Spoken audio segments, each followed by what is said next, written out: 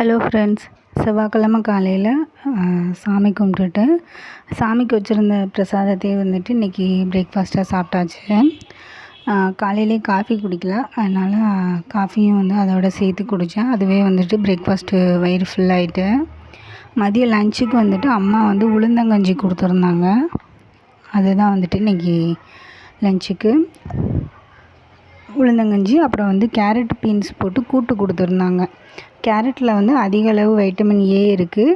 இது வந்து பார்வை திறனை மேம்படுது, கண் நோய்களை தடுக்கிறதுக்கு ஹெல்ப் பண்ணுது. வெளியில் போயிருந்தோம், வரும்போது அப்படியே பஜ்ஜி வாங்கிட்டு வந்துட்டோம்.